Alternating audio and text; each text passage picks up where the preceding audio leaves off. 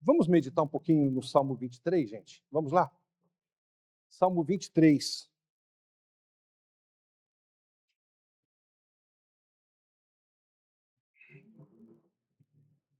Salmo 23. Gosto muito desse salmo. Acho que todos nós gostamos desse salmo. Acho que todos nós conhecemos esse salmo, mas tem umas coisas bacanas que a gente precisa falar sobre isso hoje.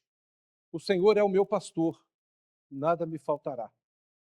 Ele me faz descansar em pastos verdes e me leva às águas tranquilas. O Senhor renova as minhas forças e me guia por caminhos certos, como ele mesmo prometeu. Ainda que eu ande por um vale escuro como a morte, não terei medo de nada, pois tu, ó Senhor Deus, está comigo. Tu me proteges e me diriges. Preparas um banquete para mim, onde os meus inimigos me podem ver. Tu me recebes como convidado de honra e enches o meu copo até derramar. Certamente a tua bondade e o teu amor ficarão comigo enquanto eu viver. E na tua casa, ó Senhor, morarei todos os dias da minha vida. Para nós que queremos e temos a pretensão de frequentar uma igreja, que temos a pretensão de caminhar com Cristo, tem umas frases que são assim muito difíceis da gente aceitar. Mas vamos lá. Primeira delas, não existe nada pior do que depender de uma pessoa a quem nós não amamos. Depender de uma pessoa a quem nós não amamos. É a situação que muitas mulheres vivem hoje. Não tem mais nenhum amor pelos seus maridos, não tem nenhum amor pelo companheiro ao qual vivem juntos, e, no entanto, elas não podem se separar deles, porque seria impossível, ou praticamente impossível, seguirem seu caminho sozinhas.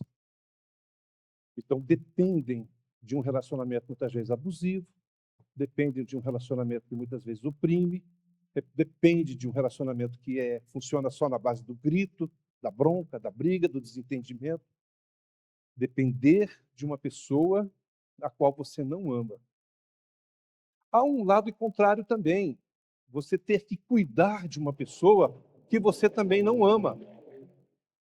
E aí tem uma infinidade de pessoas idosas, acamadas, ou então nessas casas de repouso, nessas clínicas de recuperação, pessoas que chegaram ao ponto da vida que elas não conseguem mais se alimentar sozinhas, se vestir sozinha, fazer a sua higiene pessoal sozinha, e aí então nós temos que ter uma pessoa que cuide dela. E é essa hora que é doloroso cuidar de uma pessoa a qual eu não tenho nenhum amor. E eu estou abrindo a nossa conversa hoje falando dessas coisas, porque se eu e você temos a pretensão de ter um relacionamento com o Senhor, esse relacionamento vai se basear exclusivamente na minha dependência do Senhor. E aí eu caio naquela história. Como que eu posso depender de um Deus a qual eu não amo, não creio, não confio e não busco a sua face? Como que eu posso ter um relacionamento dito saudável com o Senhor se eu não confio e não acredito em nada do que o Senhor diz na sua palavra para mim? E aí a gente começa então com os tropeços do Salmo 23. O Senhor é meu pastor, nada me faltará. A versão original não está nem um pouco parecida com isso. Se o Senhor for o meu pastor, certamente nada me faltará. Mas ele precisa ser o seu pastor para que nada te falte. Aí a gente fica assim, não, eu frequento a igreja, quarta, domingo, escola dominical, olha quanta coisa falta na minha vida. Mas o Senhor é o seu pastor? Tá, não sei. Se o Senhor for o seu pastor, se somente se, é um condicional. Ele precisa ser o seu pastor para que nada te falte. E aí entra a questão de você ter que depender do Senhor. Aí você vai falar assim, não, mas tudo que eu conquistei pelos meus méritos, eu conquistei pela minha força, força dos meus braços, pela minha inteligência. É mesmo? Você conquistou tudo isso por a sua força, pela sua inteligência, seus méritos? É isso mesmo? É claro que não. Então nós começamos a ter uma série de dificuldades na vida, quando a gente não permite que o Senhor pastoreie nossa vida, que Ele seja Senhor da nossa vida, que Ele me conduza às águas de repouso, que Ele me conduza aos verdes pastos. Porque quando eu e você aceitamos o pastoreio do Senhor, não é para onde nós queremos ir que Ele vai nos levar, mas para onde há o descanso, há o alimento espiritual, há a calmaria. E muitas vezes eu, no meu turbulento coração, não quero ir para a água de descanso. Não quero. Quero para outros lugares.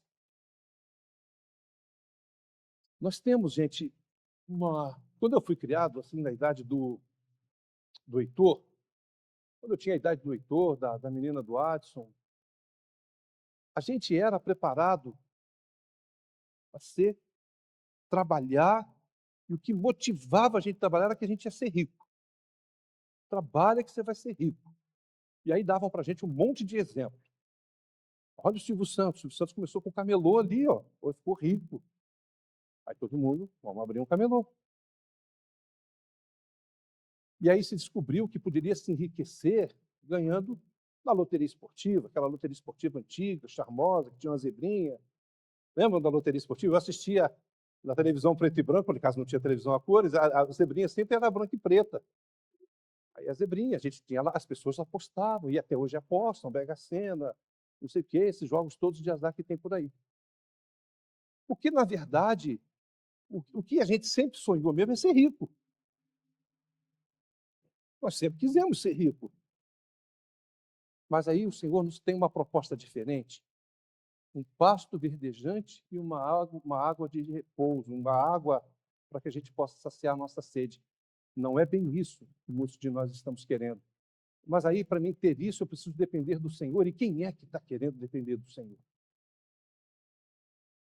Então, vocês percebam que para o Salmo 23 se cumprir na minha vida, eu preciso que tirar muitos conceitos que eu trago, muitos conceitos que eu tenho, baseado nas minhas meras expectativas. Minhas meras expectativas de tudo que eu quis ser. Porque quando eu abro o meu coração para Cristo, eu serei quem o Senhor me fizer ser. Quem o Senhor me fizer ser. Senhor, eu quero ser a tua voz aqui na terra. Há um outro momento do Salmo 23, que está escrito assim, quer ver?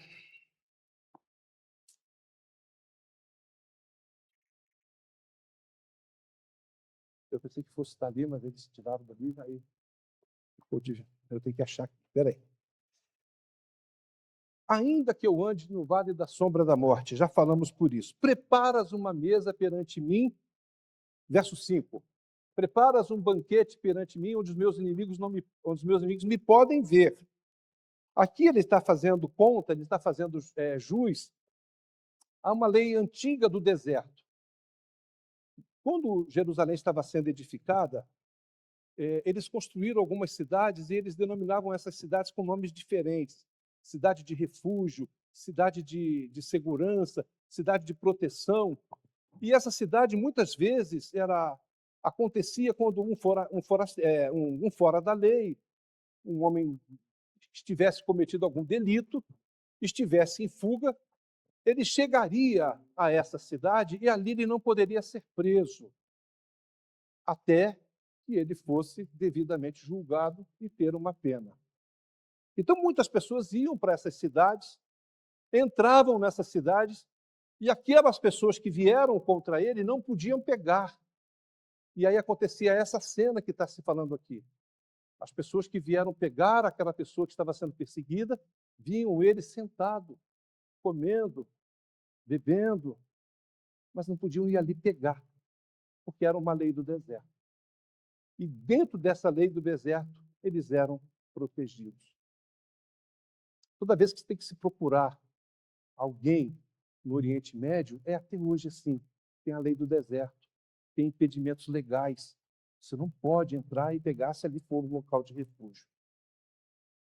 O Senhor convida-me a ir a um local onde eu possa me refugiar nele. Tem um salmo muito bonito.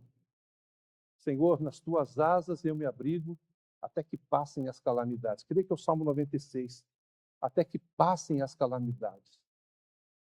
O Senhor tem uma proposta para mim de me proteger, mesmo que seja no vale da sombra da morte. Mesmo que você esteja andando no vale da sombra da morte. Vocês podem me ajudar a definir vale da sombra da morte? O que seria vale da sombra da morte?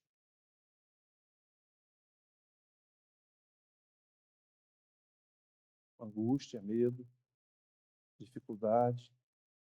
O que mais ajuda?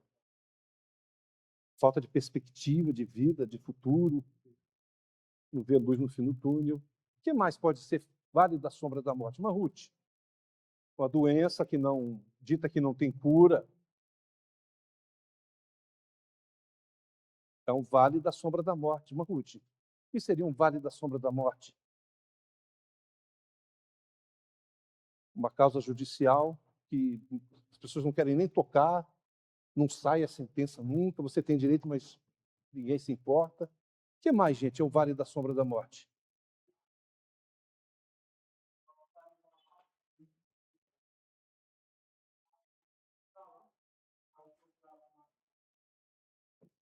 Bem lembrado, Wesley, eu ia fazer esse comentário, eu já vou até antecipar pela sua palavra. Esse salmo demorou 40 anos para ser escrito. É um louvor. 40 anos para ser composto. Foi mais ou menos ali na virada do século 1000 que Davi estava compondo e demorou 40 anos. E foi 40 anos de Davi de muita luta, de muita batalha. Nessa época, ele estava mesmo, num trecho do salmo, fugindo de Saul, perseguido por Saul.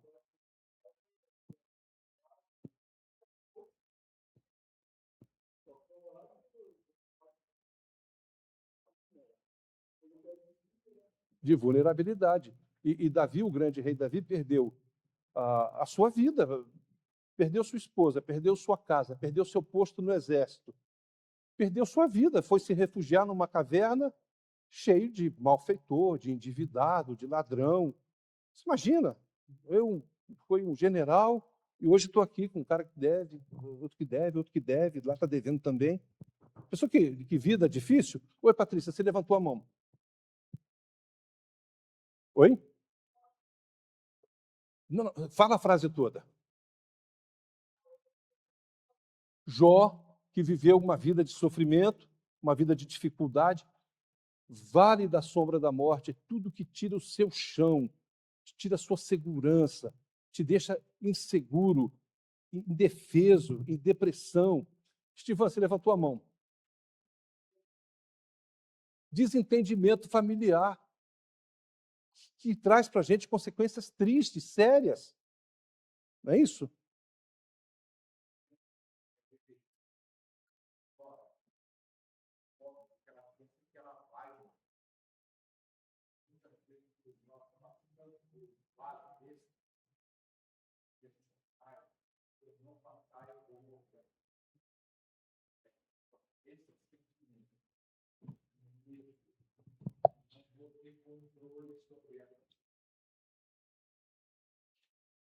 Isso é verdade, isso é vero. No entanto, se o Senhor for o meu pastor, e aí, gente, aí é que é o elo. O Senhor precisa ser o seu pastor, para que nada te falte. Para que nada te falte. E aí há uma vez eu fui interpelado por uma pessoa, e a pessoa falou assim, quer dizer, então, que se eu entregar a minha vida a Jesus Cristo, eu não vou ter mais problema financeiro, eu não vou ter mais problema familiar, eu não vou ter mais problema nenhum. Eu disse, provavelmente você vai continuar tendo, sim, esses problemas. Provavelmente você vai continuar tendo, mas há uma diferença. Há uma diferença muito grande. Você não vai estar mais sozinho.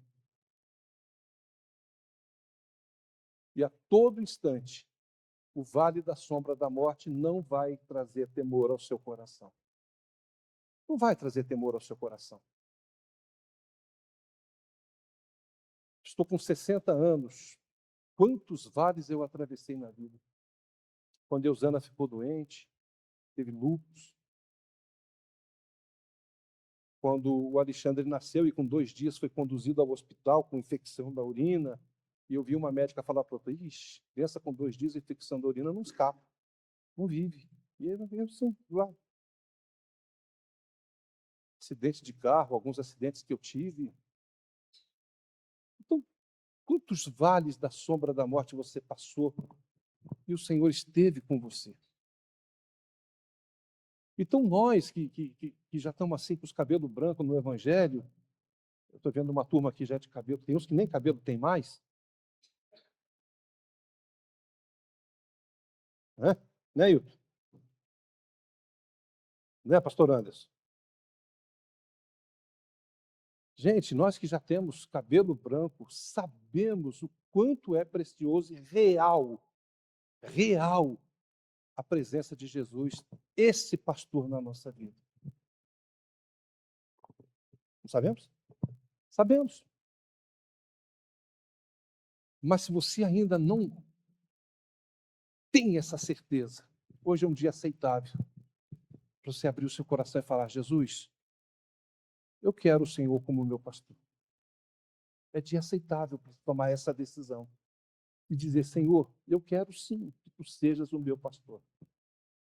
Não é para que nada me falte. Não, eu vou aceitar para nada faltar. Não faz negócio.